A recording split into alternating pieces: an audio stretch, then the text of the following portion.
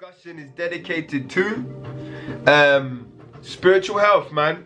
We're here to talk about spiritual health. This discussion is dedicated to that. Now, let me break it down again. What does spiritual health mean? Yes, because I want everyone looking to also understand that I want to take spirituality from esoteric understanding to practical living practices. Yes, spiritual health can be described as this: your energetic operations. I want you lot to remember this, so when you tell people you're not religious, yeah, and you tell them you're spiritual or whatever, I want you to be able to explain to them what you mean when you say you're spiritual. So I'm gonna break it down. Yes, spirit means breath. That is the origins of the word spirit. Breath. Even in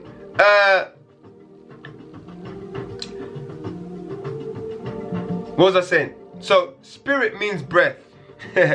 Your breath is that which emits from you. Yes? Not just through your mouth or your nose. Your breath is everything that emits from your being. Yes, you know that your skin also breathes. It's an organ. Your skin is an organ. Yeah? So anything that emits from something is called an energy. Yes? So your spirit and your energy are one and the same. They're two different names for the same thing. Now, let me break it down. So your spirituality, yes, can be described as your energy rituals. Your energy rituals are the things you use your energy towards and the energy you take in. That's your energy operation. This is your spirituality. Forget about you reading the book or the Quran. The Quran and the Bible and any other religious book are your religions, meaning the way of life you follow, yes, to inform your spirituality. Yes? Does that make sense? Meaning you pray at this time, you eat like this, you use this hand, you wear this, da-da-da-da. That religion is to help you with your energy operation, aka your spirituality. Any one of you can develop your own personal religion based on the way in which you want to express your spirituality. Many of us do this, but we don't call it a religion. Yes? So your energy operation, meaning your day-to-day interactions, your day-to-day thoughts, your day-to-day actions, yes, are all a part of your energetic operation. Now listen to this. The energy that you use, yes, will be based on your command of your emotions. Why? Your emotions are what help you use thoughts, interactions, yes, and intentions. Your emotions are what carry those things from one place into manifestation. Yes?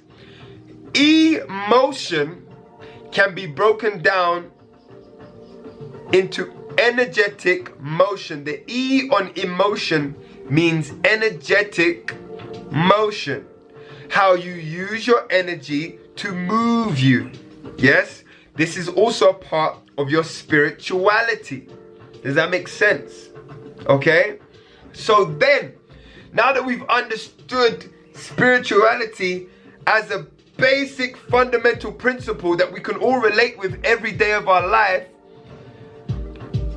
the key to mastering your spirituality is, first of all, being able to master your You got it.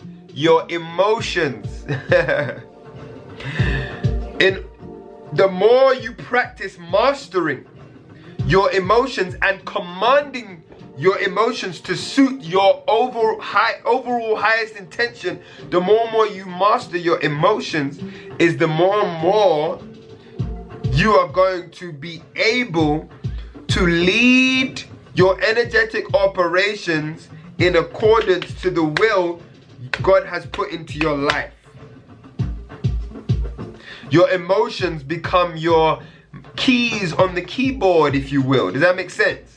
Imagine you're playing keys. You need to, if you want the right chords, the right melody, the right rhythm, you've got to play specific keys with each other at a specific time in a specific way. This is the same way you manage and curate your emotions. None of your emotions are bad. What's bad about your emotions is your lack of control of them and the fact that they use you and you don't use them. Much like an animal. An animal doesn't have control over its emotions. It leads with its emotions. Does that make sense? This world, yes? This world, now don't beat yourself up about not being able to do that.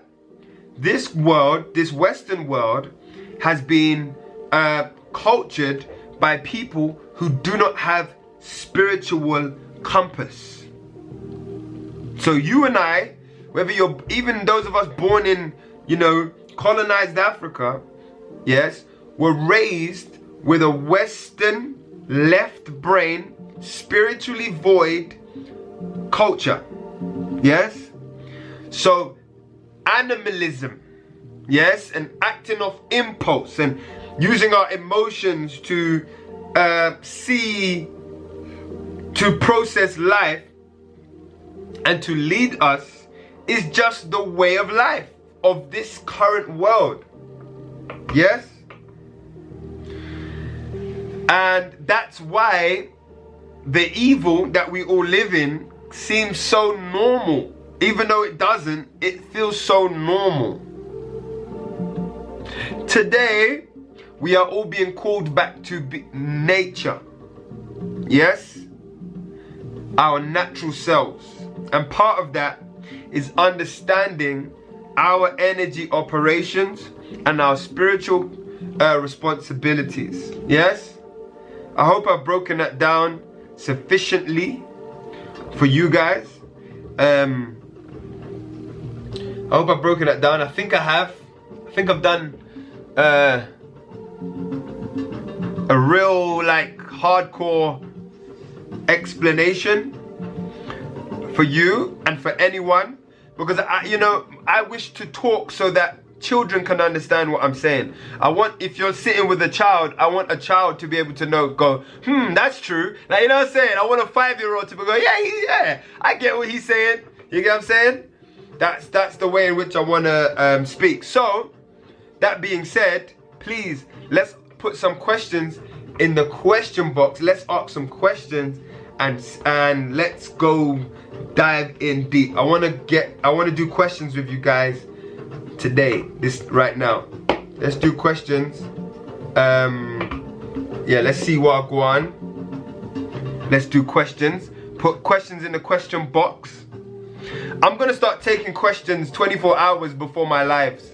I think it might be better as well, so that whilst we're doing the live, questions can already be there. But sometimes it's good to ask questions based on what I'm talking about. So maybe in that case, I won't do questions beforehand. But any case, let's ask questions. Any question, it doesn't have to relate to what I've just said. You can ask any question right now. I believe questions are good, they're powerful, and they bring out things in me that I wasn't necessarily thinking about, and it also helps people more directly. And you never know whose life you might change by asking the right question. So please, let's welcome some questions. Yeah? And I'm gonna invite Benny to sing the question song. Hey, question time. It's the question time. You're just in time for the question time. It's the question time. You're just in time time. Big up the question time. You just in time for the question time. It's the question time. Just in time for the question time. It's the question time. You just in time for the question time. Drop the question time. The question time. It's the question time. Alright, cool. So, hey, so while I'm answering questions, if I'm answering a question and a question comes to you, please just throw the question in, put it in the question box so it doesn't get lost in the comments. Put it in the question box and we just ask the damn questions. There's already a question in here, so we're gonna go to that question. Alright, cool. So, question. What does control of the anger emotion look like? Benny, you're just the man with your questions. I love your questions. Cool. So, I'll start with the one where someone incites anger in you. Yes? We have to understand that our natural state, yes, is peace. That is your natural state. Your natural state, your balanced state, your neutral state is peace. Yes? Peace is godly. Yes? And since God is the one that powers you, and I don't mean a man in the sky, I mean the life force that lives within you. Yes? Watch this. How do I say this? I'll go back to the mud example. I've used the mud as an example before to help people understand the concept of our unified state that we call God. Yeah? The mud is, or even other elements, yes, but the mud is perfect. It's peaceful. Yes? If you look at an expanse of dirt, it is neither left or right. Does that make sense? It's a solid state, characterless, almost emotionless. You know, mud does not necessarily invoke a particular emotion other than peace. Yes?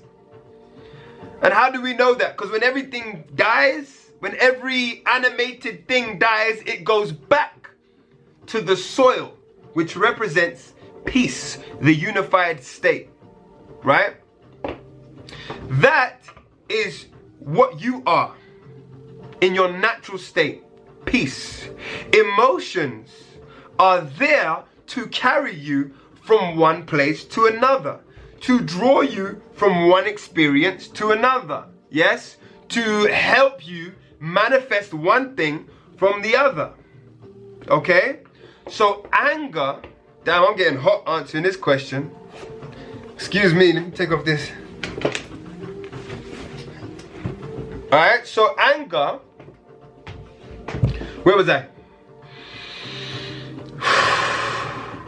Yes, so all emotions, yes? All emotions, right, are there to carry you from one place to another, all of them, okay? Now, anger, and I use the inverted commas because anger doesn't have to be called anger. That's the name we give it. Yes? But that rush of blood you have, yes, of passion, of this, you know, like that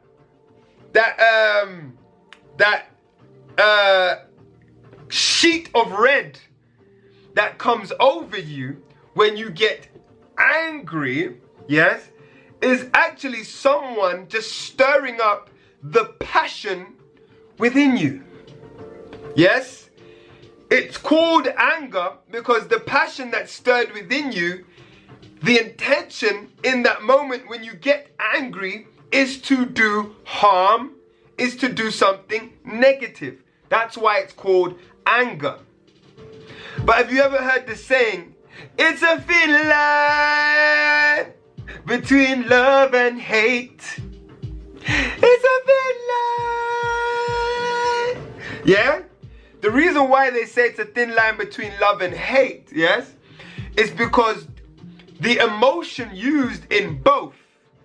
If love is corrupted, it can become anger. Does that make sense? Yes?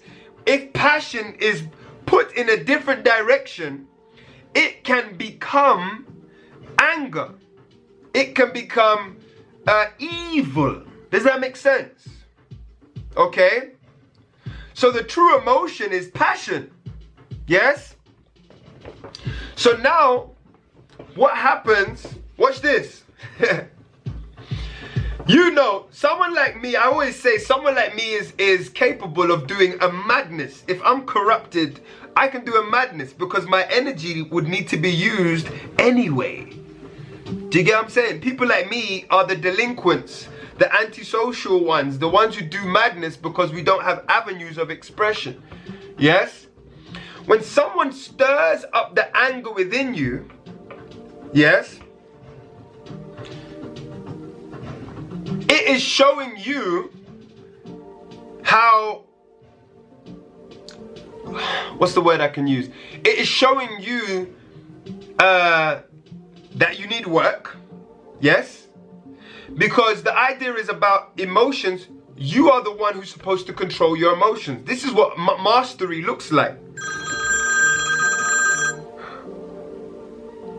This is what mastery looks like. Yes, when you hear Buddha, stories of Buddha walking through a forest, yeah? And then someone comes up to Buddha, like, Buddha, I hate you. I'm going to cut your head off. And this is literally one of the stories of Buddha. One big guy who's known for killing people. Buddha was walking through the forest and was like, no, you can't walk past here. And he's like, I'm going to kill you because I kill everyone. And Buddha was like, okay, do what you need to do. Like, genuinely. Where most of us, the emotion that gets stirred up when someone antagonizes us would be emotion of fear, maybe responding in anger, maybe, you know what I'm saying, anxiety, all of these kind of things. The mastery of such things comes from you understanding how to command your emotions, not your emotions command you. This is the classrooms that we need to sit in. Yes? So now watch this. If someone is capable of stirring anger in you, it shows you that you have more to learn about mastering your emotions. Does that make sense? And I had to look at this in myself. Like, when I was young, someone could just say, Mikel, your mum. And I would just punch them in their face. Your mum. I'm like, what do you mean, my mum? Ah! Like, and I'm like, after a while, you start thinking, like, what's the value in such a response? Yeah, you can show them, no one can talk about my mum, and that's how we act. A guy comes on your block and says, yeah, Northwest 10, Northwest 10. And you're in South London, you wanna kill that man. Why is the words North, West, 10 so aggravating to you? This is an indication of people who do not have power over their emotions. Yes? And therefore actually quite weak people. Who words can stir them. Imagine, words have gotten people killed. That's how weak some people are.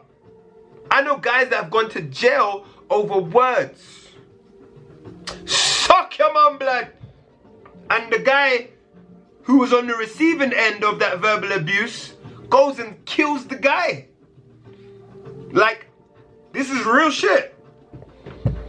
So imagine someone can move you to the point where you kill another person. Does that sound right to you? Does that sound like we should be susceptible to such, you know, vulnerability in that way? No, it doesn't. We are uninitiated. Yeah? So now we go to what is the use of anger. I don't know if you have ever heard me say, I'm a very angry person. I've said that quite a few times. I'm angry because I know too much. I see shit and it makes me angry. Yes, in one way it makes me angry. But all that does, I've channeled my anger or that passion, yes, into my work. My work is what I love. Yes, my service is what I love. So now when you talk to me, like sometimes I'm coming on live and I be saying some shit and you're like, yo, Mikel's angry. But what I'm saying is really loving, it's actually empowering, and it gives both you and me life. This is the use of your so-called anger. That energy that you would take to kill someone should be channeled every day into giving people life. Things life, bringing into manifestation. This is why you didn't ask this, but I'm gonna go into it. This is why some of us are so sexually out of control. Because sex remains outside of, when you haven't identified creative outlets, yes? Antisocial behavior or sex becomes your main outlets for expression. Sex is literally a dumping of energy that's supposed to revive and give energy, but oftentimes, even when we are sticking it in someone else, it doesn't do that. Does that make sense? Because the ways we're engaging in sex, even in committed relationships, is often coming from toxic places, not in any place, in places that places that are very selfish, and I'm throwing myself in that bus too, you know what I mean? So this becomes our dumping ground, yes? And you will see, even the way you go into sex and the way you engage in sex sometimes comes from that same angry place. You have a reservoir of energy that is not being dispensed correctly and in a way that can revive you. This is the use of that anger emotion, the passion. Yes? And as black people, because we are fashioned so spiritually, because we have a very deep connection to nature and the spirit world, we suffer the most. Please understand this, please. We suffer the most because what is okay for someone else is not okay for us. This is why black men and women, or boys or girls, get called aggressive, ADHD, too sexual, antisocial, and you know what I'm saying? Predisposed to violence. This is why we get labeled with these things in white society, because we just, sometimes we think, right? Sometimes we think that white society is just plotting against us. For some parts of it is, but some parts of it is like they think we're the same. Does that make sense? They think this person must be ill. This person just must have an illness. But they don't realize the illness is their system. That's the only illness black people have, is the system of white supremacy. And believing that white people are the standard. It's not. They're not the standard. This is why many of us get sick. We take on the diets of Western culture and realize, why are black people... Have you noticed, like, black people die from shit that white people don't die from? You know, like... You know what I'm saying? You know, like when you try to do what your white friend does, it just doesn't yield the same results sometimes. You know what I'm saying? Like, you ever seen them celebrities who get hooked on a specific drug and the black person just dies, kills over, oh man, what happened to Johnny was so bad, but the white guy was doing the same drugs and like he's like 80, still enjoying life and shit. You know what I'm saying? I'm laughing, but it's true. Even the food does not have the same effects. You understand? So there are many things that these people can get away with longer than you, because you as a melanated being, you absorb things. You understand?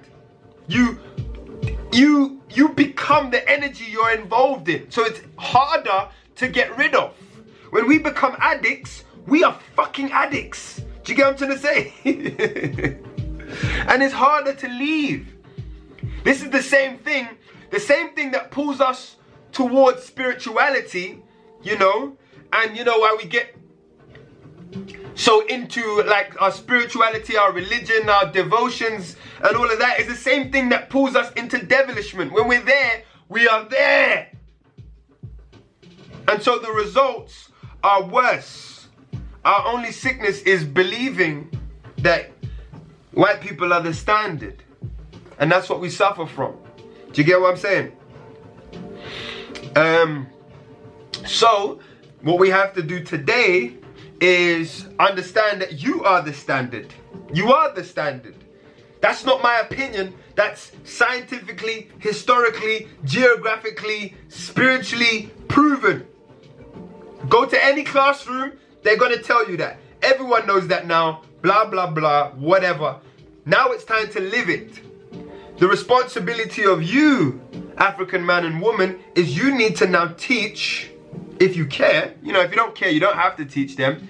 But, you know, many of us, I grew up with white people. I've got white friends, people that are very close to me and stuff. It's now you have to teach them. And teach not just your friends, because they probably know certain things. You got to teach wider society. You have to stand as an African woman and teach these people. Does that make sense? You have to teach them about how to be natural. But you can't teach someone, or you can't bring someone to a place that you have not been yourself. This is the responsibility. Does that make sense? Does that make sense? If you look at all the progressive white people today, the ones that are into spirituality, the ones that are, going back to nature and the way they live, they are coming to Africa, to Asia, to South America, basically where indigenous people are, to learn. Because you think it's just Mikel here with his black power shit, not liking white supremacy. It's not. White people themselves are fed up of that shit, because it doesn't even work for all of them. White people have been lied to. White supremacy don't even favor white people the way it used to. It favors a select few, a very select few. So even white people themselves are like, nah, we're done with this white supremacy bullshit. I'm here with my family in all these different races. You understand? But guess what? Black man and black woman, you are the standard. It's time that you know that.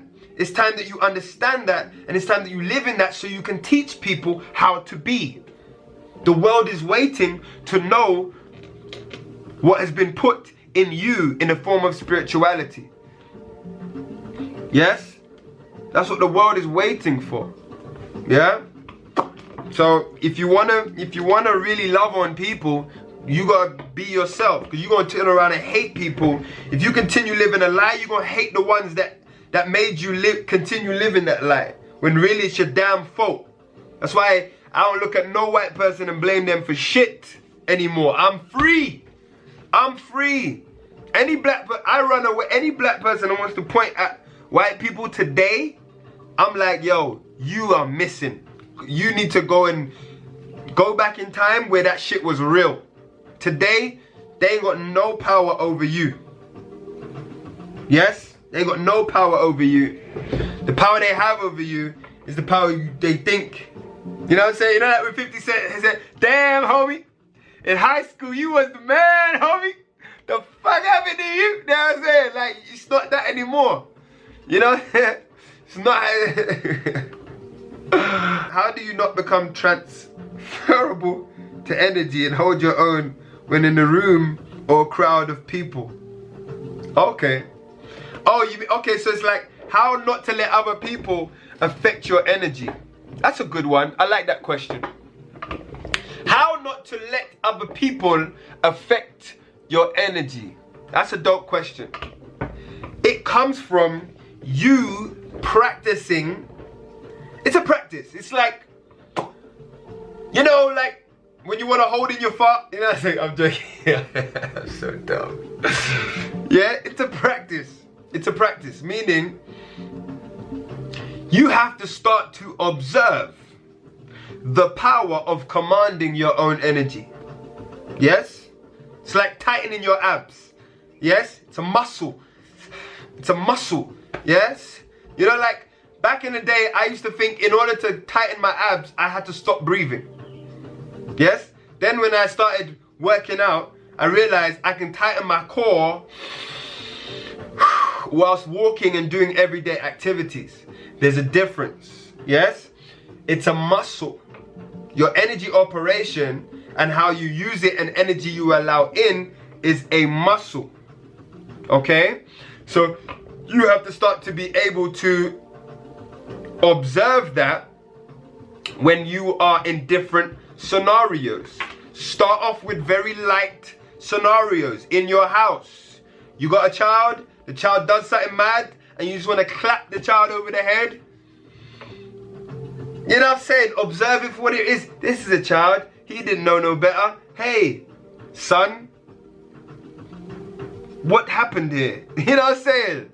How could you do better next time? You know what I mean?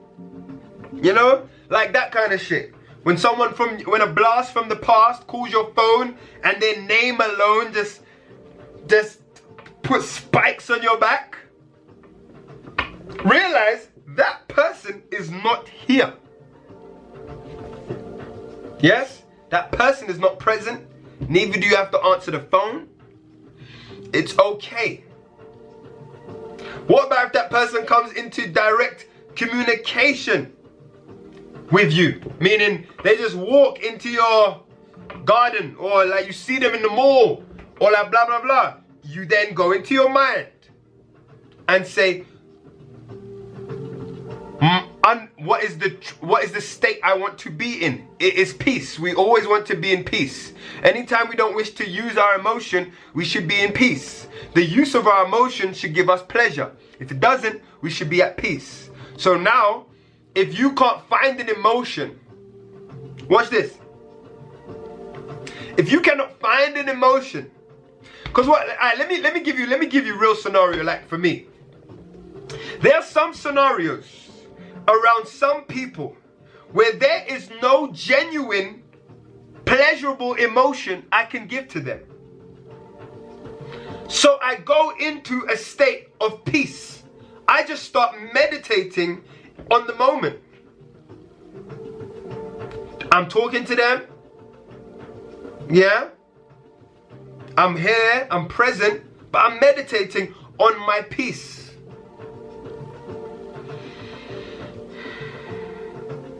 And some people come up to you and just irritate you. They didn't even mean to do it. They just, something about them just going on your skin. So you know what?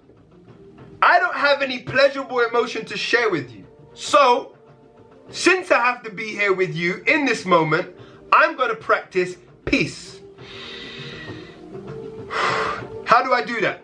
First thing I do is breathe, motherfucker. I have to breathe. And I breathe throughout the interaction. I actually acknowledge. I put... Yes. What you're... I'm not dismissing them. I'm not ignoring them. I'm genuinely here. Yes? Listening, responding, but making sure that I am observing my peace. Do you know where I developed the skill to do this? Yes? Watch this. This is very random, but actually very, very cool. When I was young, I used to think dogs had it in for me. I genuinely couldn't understand why every time I was around a dog, they would bark at me and chase me. I later understood that dogs can smell fear. Dogs can smell your emotion. So one of my white friends actually taught me that the best thing to do when you see a dog coming towards you is to stand there and breathe. Do not allow your emotions to connect with that dog. They will leave you alone. And ever since then, it has worked very fabulously. Does that make sense? Breathing, your state of peace. Breathing allows you to acknowledge where you're at, yes, and where you want to take your next breath. Yes, because remember, now that we know breath and energy and spirituality are homies, they are one and the same. So when you control your breath,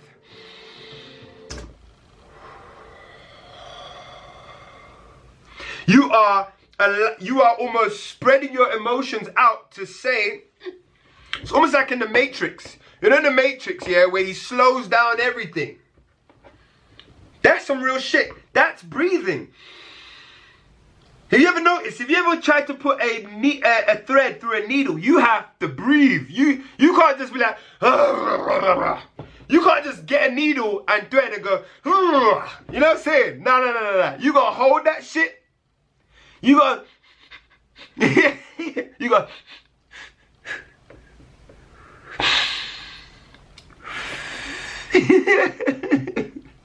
you get what I'm saying? You have to breathe in order to execute that which you want to execute. It's the same thing. It's the same process. Start to observe your breath more and more in your everyday life. In your quiet time when you can actually have peace, start to know how to do that.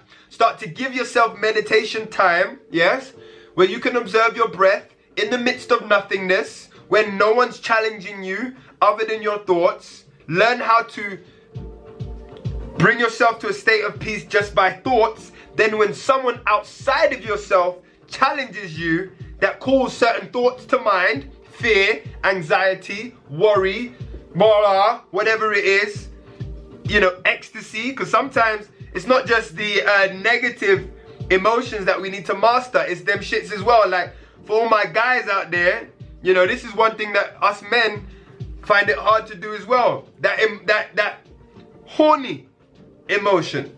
You never know, a girl says some shit and you're like, well, you know, I could tear that shit up if you want me to. You know what I'm saying? Like, you know, it's the same thing. It's not only that negative stuff. The negative stuff after a while becomes easy. You know, we talk a lot about the negative stuff. What I've been having to master recently, guys, listen to this. I've had to master pleasurable things. Like, getting rid of toxic people was easy. But watch this. How do you now get rid of people who are not toxic but also not part of God's will for your life? That's the next level. That's another level. That's another level of things. You get what I'm trying to say? Yeah? And overcoming pleasurable emotions, not even toxic ones. Pleasurable emotions that will lead you away from the will God has for you in your life. That's a new thing. You know what I'm saying? Do you get what I'm saying? Now this is where now we go on. This is like when people fast. You know, fasting is good for those things, because fasting, from everyone loves food. So all food is going to give us the same excitement as sex does in some ways. So learning how to overcome food habits, eating habits, getting rid of certain food from your life. Like, I don't eat anything with sugar. I don't eat cake. I don't eat... Really? What the hell just happened? Oh, we're still alive. Good. Yeah? So, I don't... You know what I'm saying? And doing that has allowed me to be able to observe mastery over my emotions. Now, the next layer for me, I'm going to be real, is my relationship with women. Does that make sense? It's never been something in my in my culturing that I've had to view as an issue. Because I've always been respectful to women. I've always had great relationships with women, so it's never been an issue. You get what I'm trying to say? Until you start to realize, actually, there are things now you need to overcome in terms of how you relate with women that could misguide your relationship. Does that make sense? This game of life is deep, yeah? So that's another thing, yes? And again, it's about being able to breathe through everything and recognize where you want to maneuver your emotions and where it's appropriate to maneuver them too. Does that make sense? And this is a daily thing. It's not like, oh, I'm over it now. Like, there's certain things I'm over. But, you know, as long as you're alive, you will have a challenge to overcome. Yes? As long as you're alive, you will have a challenge to overcome. I'm getting the countdown right now. But, so guys, please, I want you guys to meet me in Kenya this December for the Village Link Up. The Village Link Up is dedicated to bringing African people within the diaspora back to Africa to renature themselves and reconnect themselves with the motherland and the people of the motherland. Yes? For those of you who want one-to-one spiritual health coaching, you see, like what I do here, yes, is what I do with people one-to-one about their own personal lives and journey.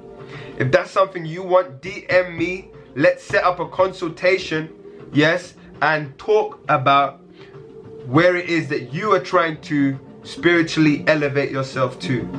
And I'll be here as your friend in Africa to help you through that. Yeah? Big up everyone for tuning in. Thank you for the questions. Powerful. Harmony and Benny. Big up my guy Jordan. Tuned in. Ma, say you come late, man. Are you come so late, man? You don't see people there talk from morning and now you just come in and people sitting, man. What do you?